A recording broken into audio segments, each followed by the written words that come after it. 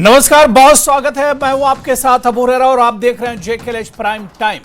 जम्मू कश्मीर में अब नफरत फैलाने वालों की खैर नहीं। जी हां, जम्मू कश्मीर एडमिनिस्ट्रेशन ने वाजे कर दिया है कि जो लोग भी रियासत में मजहबी नफरत फैलाने की कोशिश करेंगे उन्हें कामयाब नहीं होने दिया जाएगा और उनके खिलाफ सख्त कार्रवाई की जाएगी। डायरेक्टर जनरल ऑफ पुलिस यानी डीजीपी आर स्वैन ने कल प्रेस कॉन्फ्रेंस कर ऐसे लोगों को वार्निंग भी दी थी जो समाज में किसी भी तरह नफरत फैलाने की कोशिश करते हैं और खासकर ऐसे लोग जो नफरत को फैलाने के लिए सोशल मीडिया का सहारा लेते हैं। तो ऐसे लोगों को अब एक तरह से अलर्ट हो जाना चाहिए, या अगर वो समाज में नफरत फैलाते हैं तो उनके खिलाफ सख्त कदम उठाए जाएंगे। और इसी पर आज हम जेकेएल प्राइम टाइम में चर्चा करेंगे। बहुत खास मेहमान भी मेरे साथ जुड़ेंगे।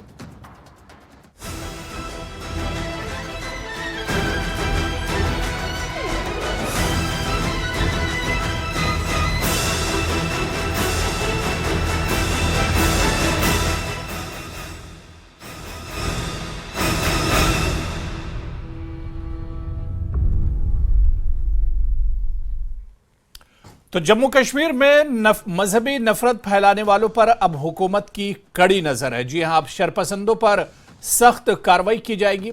आपको याद होगा कि कल ही जम्मू कश्मीर के डीजीपी आर स्वैन की प्रेस कॉन्फ्रेंस हुई थी और उन्होंने कई तरह की बातें इसमें कही थी, कई इंपॉर्टेंट बातें कही थी और सबसे ज्यादा उन्होंने जिस बात पर जोर दिया था वो यही कि नफरत फैलाने वालों पर अब एक तरह से सख्ती की जाएगी और किसी को इस बात की इजाजत नहीं दी जाएगी कि वो समाज में नफरत फैलाए। खासतौर से सोशल मीडिया पर नफरत फैलाने वाले जो पोस्ट होते हैं, अगर कोई इस तरह का पोस्ट करता है या नफरत फैलाने वाले पोस्ट को शेयर किया जाता है, फॉरवर्ड किया जाता है, तो ऐसे लोगों पर कार्रवाई होगी। और फिर इस प्रेस कॉन्फ्रेंस के बाद, डीजीपी के बयान के बाद, कई डिस्ट्रिक्ट्स में, कई जिले में जम्मू कश्मीर में एडमिनिस्ट्रेशन ने सोशल मीडिया के गलत इस्तेमाल के हवाले से सख्त अहकाम जारी किए हैं।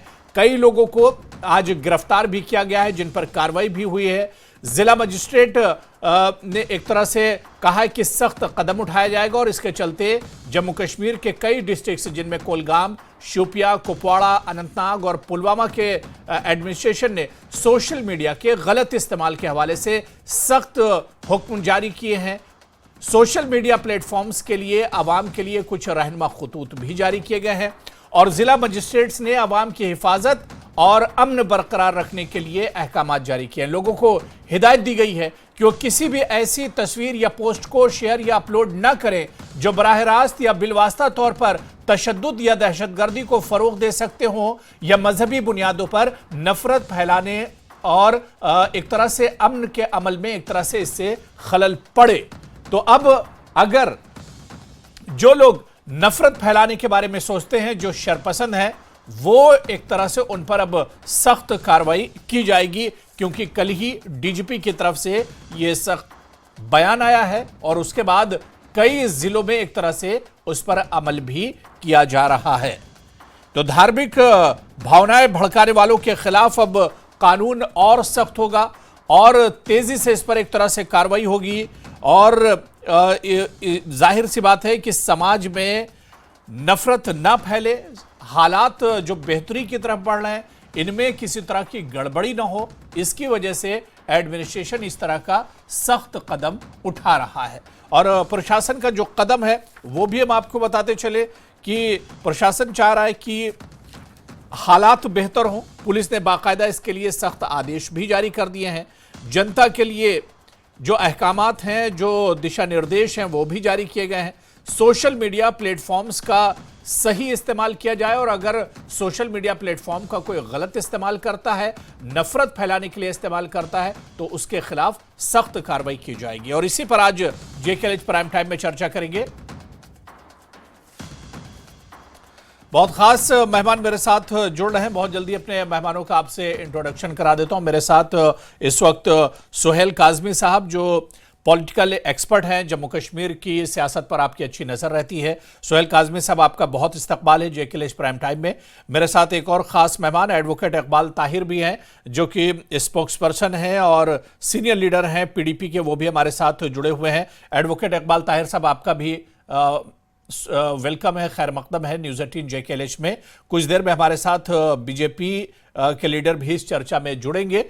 मैं सबसे पहले एडवोकेट इकबाल ताहिर साहब, क्योंकि बहुत अच्छे कानून के आप जानकार भी हैं, अक्सर हमारे साथ चर्चा में भी जुड़ते हैं, जम्मू कश्मीर पुलिस के इस कदम को किस तरह से आप देखते हैं, जो कदम नफरत फैलाने वाले जो शरपसंद अनासिर हैं, क्योंकि डीजीपी का कल पूरा बयान इकबाल साहब आपने सुना होगा, जिसमें डीजीपी ने कहा कि जो लोग समाज में खलल डालना चाहते हैं, अमन पीस जो है उसे एक तरह से कहीं ना कहीं सबोताज करने की कोशिश की जाती है, तो ऐसे लोगों पर अब सख्त कार्रवाई होगी। जो लोग नफरत फैलाने के लिए सोशल मीडिया का इस्तेमाल करते हैं या समाज में नफरत घोलने की कोशिश करते हैं, इन पर अब सख्त कदम उठाया जाएगा। इकबाल ताहिर जी, देखिए, हमारे मुल्क में जो कवानीन है वो पुलिस या कोई और दूसरा अमला हो, उसको पूरा हक मिलता है कि अगर किसी तरीके से कानून की खिलाफ वर्जी हो तो वो कार्रवाई करे। कोई भी शरपसंद अगर वो हम या किसी कम्युनिटी के अगेंस्ट कोई बात करे, उसके खिलाफ कार्रवाई करने का पूरा हक है। लेकिन जहां तक जम्मू कश्मीर का ताल्लुक है, आपको इसको एक पूरे कॉन्टेक्स्ट में देखना है। जब से अगस्त 5, 2019 से जब ये एलजी एडमिनिस्ट्रेशन आई है, तो यहाँ पे हर वक्त ये कोशिश की जाती है कि एक डर का माहौल क्रिएट किया जाए, कैसे लोगों की आवाज को दबाया जाए, लोगों को डराया जाए, डिसेंटिंग वॉइस को क्रैश किया जाए। मैं आपको कुछ मिसालें देना चाहता हूँ। आपने देखा होगा पिछले हफ्ते ही जो मुलाजमीन हैं उनको भी एक ऐसा ही एक हुक्मनामा शाये किया गया कि वो कहीं प्रोटेस्ट ना करें, कहीं बात ना करें, उनकी जेन्युइन डिमांड्स है उसके बारे में भी बात ना करें।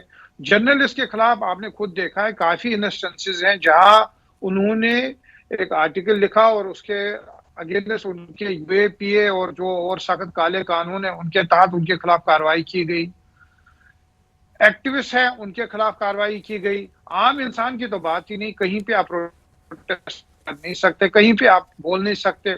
एक सरकारी मुलाजिम ने एक ट्वीट किया कि बिजली यहाँ पे नहीं मिल रही है तो उसको सस्पेंड किया गया। तो जब आप सारी फिर हालात कैसे सुधरेंगे? आप एक तरफ कह रहे हैं कि जो नफरत फैला रहे हैं उन पर कार्रवाई भी हो, और अगर कार्रवाई होती है तो उस पर आवाज भी आप लोग उठाते हैं। महबूबा मुफ्ती ने एनआईटी वाला जो पूरा मामला हुआ उस पर एक तरह से सवालिया निशान लगा दिया, उस पर एक तरह से सवाल उठाए गए, उस पर पूरी सियासत की गई। तो आप चाह रहे हैं कि अमन भी रहे, पीस भी रहे, नफरत भी ना फैले, और इस पर जो लोग शरपसंद है उन पर कार्रवाई भी नहीं होनी चाहिए। तो ये होगा कैसे? देखिए, यहाँ पे सबसे बड़ी बात है कि आपको लोगों के दिल जीतने हैं, लोगों तक पहुंचना है, उनकी क्या परेशानियां उनको समझना है, उनकी क्या दिक्कतें उनको समझना है। ये जो स्ट्रॉन्ग आर्म टैक्टिक्स हैं, ये जो एक कोशिश है आवाज को दबाने की, ये जो कोशिश है डिसेंट को दबाने की, ये जो कोशिश है लोगों की जेन्युइन डिमांड को भी दबाने की, उससे मसला हल नहीं होगा। जिस तरीके से तो कार्रवाई तो उन पे होगी जो कसूरवार होंगे, कार्रवाई तो उन पर होगी जो शरपसंद हैं, जो समाज में नफरत फैलाना चाहते हैं, जो समाज को तोड़ना चाहते हैं, जो भाईचारे को तोड़ना चाहते हैं। कार्रवाई तो उन पर होगी। कार्रवाई इकबाल ताहिर साहब सब पर कहां हो रही है? देखिए, आप हिस्ट्री देखिए, जो भी ऐसे काले कानून है इनका मिसयूज हुआ है, इनका दुरुपयोग हुआ है। और ये कोई पहली बात तो नहीं है कि आज कोई कानून बना और अगर आप कार्रवाई कर रहे हैं तो आप करिए। अब पहले से भी कार्रवाई हुई है तो आज ही ये नई बात कैसे हो गई? ये बातें तो पहले भी होती थी। जब भी कोई ऐसी कोई एक्टिविटी, इलीगल एक्टिविटी करता था, जब भी कोई किसी कम्युनिटी के अगेंस्ट बात करता था तो उसके खिलाफ कार्रवाई होती थी। लेकिन जब आप इस एलजी एडमिनिस्ट्रेशन और खासकर 2014 में जो मरकज में बीजेपी की हुकूमत बनी है, आप जब ट्रैक रिकॉर्ड देखते हैं जहां किस तरीके से हेट क्राइम्स बढ़े हैं एक कम्युनिटी के अगेंस्ट, किस तरीके से उनको विक्टिमाइज किया जाता है, किस तरीके से उनकी एग्जिस्टेंस को खतरे में डाला गया है, उनके कल्चर को अटैक किया जाता है, उनके रिलीजन पे अटैक किया जाता है, तो उन पे कार्रवाई क्यों नहीं होती? आप देखिए मुल्क भर में चाहे फिजिकली चाहे वर्चुअली एक खास कम्युनिटी को टारगेट किया जाता है, उनके खिलाफ जो हेट क्राइम्स हैं उसमें 5000% का राइज हुआ है, ये स्टैटिस्टिक्स हैं, लेकिन उनके खिलाफ कार्रवाई नहीं होती है। लेकिन हाँ, यहाँ जम्मू कश्मीर में जो माहौल क्रिएट किया जाता है, यहाँ पे लोगों को दबाना है, यहाँ पे लोगों की आवाज को क्रैश करना है, यहाँ पे लोग मतलब इस कदम को पीडीपी सही नहीं मान रही है, इस कदम को पीडीपी सही नहीं मान रही है। कानून में जो सख्ती करने की बात की जा रही है, क्योंकि आप इकबाल ताहिर साहब खुद कानून के जानकार हैं, जुडिशरी से जुड़े हुए हैं, तो इस कानून में जो सख्ती की जा रही है आप इसे सही नहीं मान रहे हैं, इसका वेलकम नहीं कर रहे हैं। देखिए कानून कानून है, कानून कानून है, और जो जिनकी जिम्मेदारी है कानून को इंप्लीमेंट करना, लॉ एंड ऑर्डर को इंप्लीमेंट करना, वो उनकी जिम्मेदारी है। लेकिन जब आप जम्मू कश्मीर में देखते हैं, जब आप पिछले 4 सालों का ट्रैक रिकॉर्ड देखते हैं, यहाँ पे हर दिन हुक्मनामे शाये किए गए हैं, और उन तमाम हुक्मनामों का असली मकसद ये था किस तरीके से जम्मू कश्मीर के लोगों मैं सुहेल काज़मी साहब से भी इस पर जवाब ले लेता हूं। सुहेल काज़मी साहब, बहुत जिम्मेदारी के साथ, क्योंकि देखिए इस पर अब सवाल भी उठाए जा रहे हैं, और इसे इकबाल ताहिर साहब का जो बयान है वो ये कह रहे हैं कि इसे थोपा जा रहा है एक तरह से, कानून पहले भी थे और कानून अब और सख्त किए जा रहे हैं। किस तरह से सुहेल काज़मी जी देखा जाए? हम चाहते हैं कि समाज भी बेहतर रहे, नफरत भी ना फैले, भाईचारा भी रहे, समाज टूटने भी ना पाए, लेकिन जब उस पर कार्रवाई होती है तो हमारे ही बीच से कुछ लोग उठ जाते हैं और फिर उसकी मुखालफत होती है। देखिए, वो पॉलिटिकल पार्टीज क्या कहती हैं मैं उस पर तो नहीं बोलना चाहूंगा, लेकिन यह है कि डीजी आर सवैन साहब की जो प्रेस ब्रीफिंग मैंने सुनी और जो प्रेस स्टेटमेंट उनकी आई, मैं जाती तौर पे एक शहरी होने के नाते उसका वेलकम करता हूं। और वेलकम उसमें आप कंटेंट पढ़िए, नफरत फैलाने वाले सोशल मीडियाज, नफरत फैलाने वाले फ्रिंज एलिमेंट्स, ये आप पढ़िए उसमें स्टेटमेंट्स में। ये नहीं है कि अमन पसंद को कुछ बोल रहा है तो उसको अंदर किया जा रहा है या उस पर कानून की कोई कार्रवाई हो रही है। आप पूरा कंटेंट पढ़िए उस प्रेस रिलीज का। संभाविक तौर पे हमने जम्मू कश्मीर में बहुत कुछ खोया है, और कुछ लोग होते हैं समाज में और डिफरेंट स्पेक्ट्रम्स में जो नहीं चाहते कि अमन प्रवेल हो इस खित्ते में, और उसमें वो कोशिशें करते रहते हैं और कहीं कहीं वो कामयाब भी हो जाते हैं। तो उन चीजों को रोकने के लिए, अमन अमान को कायम दायम रखने के लिए जम्मू कश्मीर का जो आपसी रवादारी है, जो आपसी प्यार है, वो मेंटेन रहे सारे रिलीजन्स में, उसके लिए कुछ कड़े स्टेप्स लेने चाहिए। अब ये कहते हैं कि सोशल मीडिया, आज सोशल मीडिया ज्यादा स्ट्रांग हुआ है, कल और स्ट्रांग होगा, और सोशल मीडिया का दुरुपयोग ज्यादा होता है। उपयोग तो हम लोग बहुत कम करते हैं, लेकिन आपने देखा होगा जवान बच्चे जिनको पता ही नहीं होता किसी चीज का, या एक सेकंड में वो जो गलत न्यूज होती है या गलत चीज होती है जिससे रोष बढ़ता है, जिससे नफरत बढ़ती है, वो एकदम सर्कुलेट होती है और एक गलत नैरेटिव जो है समाज में फैल जाता है। तो उन लोगों को बुक करना जरूरी है, उन लोगों को कड़े हाथ लेना जरूरी है। सोशल मीडिया के लिए लॉस होने चाहिए पूरे। मैं समझता हूं एक लॉस के अंदर जर्नलिज्म या सोशल मीडिया या जितना भी आपका आज ये आपके मोबाइल पे जो भी है, उसका एक सिस्टमेटिकल तरीकाकार होना चाहिए।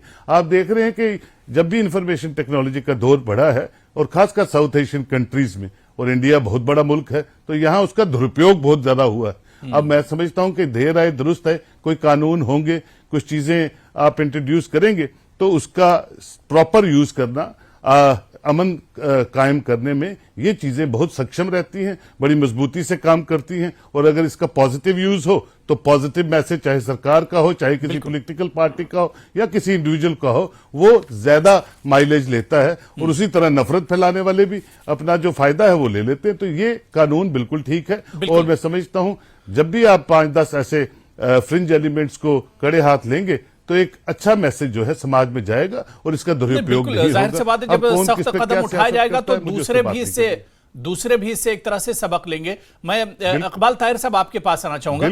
इकबाल ताहिर साहब, आप पूरे भारत की बात कर रहे हैं, पूरे मुल्क की बात कर रहे हैं, लेकिन आप नजदीक से देखिए कि जम्मू कश्मीर और कश्मीर खासतौर से बहुत सेंसिटिव जगह है, जहां पर पाकिस्तान की नजर भी रहती है, ISI की नजर भी रहती है कि यहां पर हालात खराब किए जाएं। और ये जो टूल है सोशल मीडिया जो है, इसका पूरा इस्तेमाल एक तरह से किया जाता है। तो आप जो कंपैरिजन कर रहे हैं पूरे भारत से जम्मू कश्मीर का, तो ये गलत होगा एक तरह से।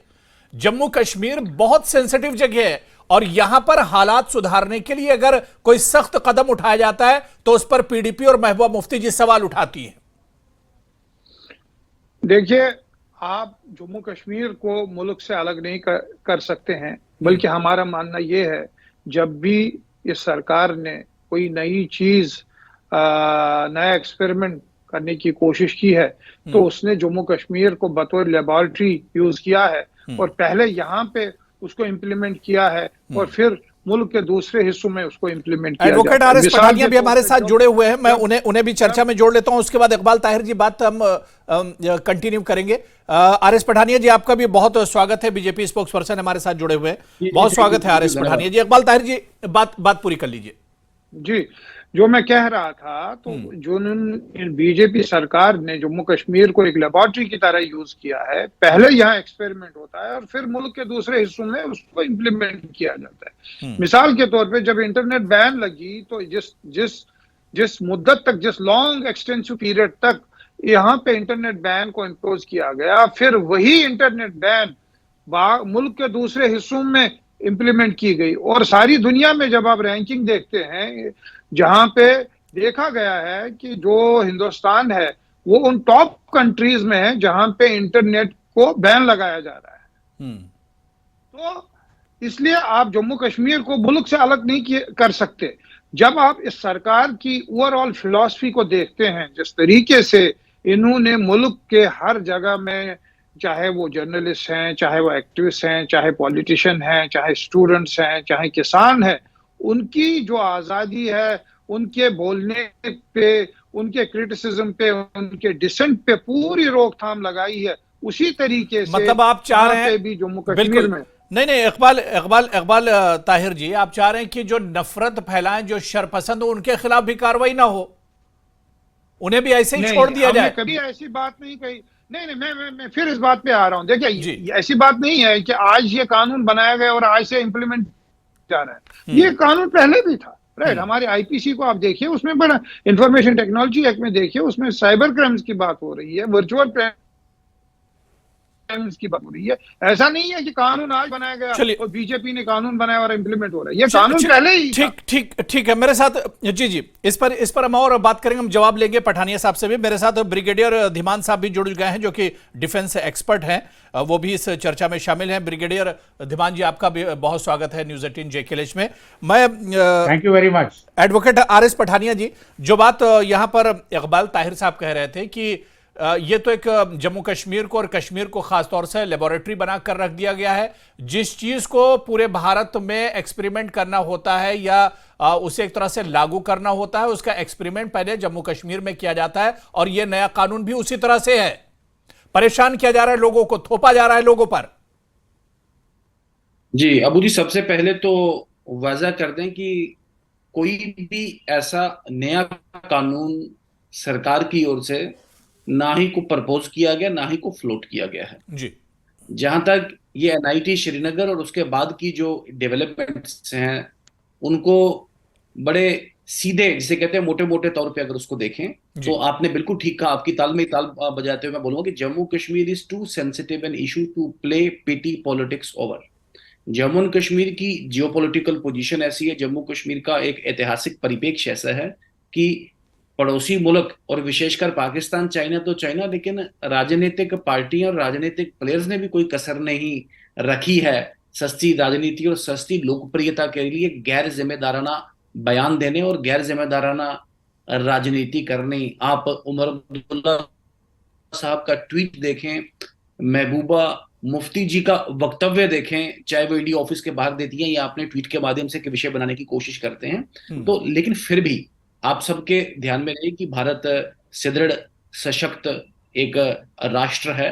भारत की धरती पे जो लॉ ऑफ द लैंड है, की आचार संहिता जो भारत का संविधान है, उसका सम्मान करना और करवाना भारत जानता और मानता है। ये जो बड़ा छोटा सा विषय, देखें, मैं अपने ट्वीट पे भी कई बार लिख रहा था कि भारत का इतिहास नहीं है ये नफरत, मिसअंडरस्टैंडिंग। भारत का इतिहास प्यार का, शांति का, एक म्यूचुअल कोएग्जिस्टेंस का और टॉलरेंस का इतिहास है। इस छोटे से विषय को लेकर तो पीडीपी कह रही है इसे थोपा जा रहा है। महबूबा मुफ्ती भी सवाल उठा रही हैं, जब सख्ती की जाती है, जब सख्त कदम उठाया जाता है, तो जो अपोजिशन पार्टियां हैं, जो जम्मू कश्मीर की रिवायती पार्टियां, वो सवाल उठाती हैं इस पर। अबू जी, आप हालात बिगाड़ने की बात करेंगे, आप गैर जिम्मेदाराना स्टेटमेंट देके एक जिसे कहते हैं लोगों में एक असमंजस की स्थिति पैदा करेंगे। एडमिनिस्ट्रेशन, सरकार और पुलिस तो अपना काम तो करेगी, रोकथाम तो करेगी, लेकिन इनकी वो असमंजस वाली स्थिति और गैर जिम्मेदाराना देखें, वो महबूबा मुफ्ती जी का एक दिया हुआ स्टेटमेंट जिसने 2008 में बिल्कुल आग का काम किया कि कश्मीरियत को खतरा, फिर उमर अब्दुल्ला साहब का पार्लियामेंट में एक इंच जमीन नहीं देखे, जिससे कितना जम्मू कश्मीर को इकोनॉमिक बोले, पॉलिटिकल बोले, कल्चरल बोले, या आपस में इंटर कम्युनिटीज का बोले, कितना बड़ा गैप क्रिएट किया उसने। इससे कुछ गया नहीं, थोड़ी देर के लिए आपकी राजनीति जिसे कहते हैं चमकी जरूर होगी। देखें, या आप एक मैसेज देने की कोशिश नहीं करेंगे। Iqbal Tahir anti India bashing करेंगे, उतने बड़े नेता बन जाएगा, ये बिल्कुल नहीं होगा। ये पहले चलता होगा, अब नहीं होगा जम्मू कश्मीर। बिल्कुल जी। इकबाल साहब, बस के लिए पठानिया जी, हमें आपकी सर्टिफिकेट की जरूरत नहीं है। हम आपसे ज्यादा भारतीय हैं, हम आपसे ज्यादा नेशनलिस्ट हैं, हम आपसे ज्यादा इंडियन। यही दुख की बात है कि बीजेपी जब भी इनको कोई ऐसा शख्स टकराता है जिसकी आइडियोलॉजी इनसे डिफरेंट हो, जिसकी सोच इनसे डिफरेंट हो, ये उसको एंटी नेशनल थोप देते हैं। तो ये आप सर्टिफिकेट अपने पास रखिए, हमें आपके सर्टिफिकेट की जरूरत नहीं है। दूसरी बात, आपने कहा कि हम यहाँ पे शरपसंदी फैला रहे हैं, ऐसा हमारा कोई ऐसा इंटरेस्ट नहीं है। हम सिर्फ ये बात करना चाहते हैं कि अगर आप पीछे देखें, मुल्क भर में हेट क्राइम्स हुए हैं, मुल्क भर में एक खास कम्युनिटी को टारगेट किया गया है, मुसलमानों को खासकर टारगेट किया गया है, उस पर हमने कार्रवाई नहीं देखी है, उस पर सरकार चुप बैठी है, उस पे बीजेपी के लीडर्स ने तमाशा देखा है। जो लीडर, बल्कि उसके बरक्स जिन लोगों ने वो हेट क्राइम फैलाया, उनको तो प्रमोशन भी नहीं है, कुछ लोग तो मिनिस्टर बने।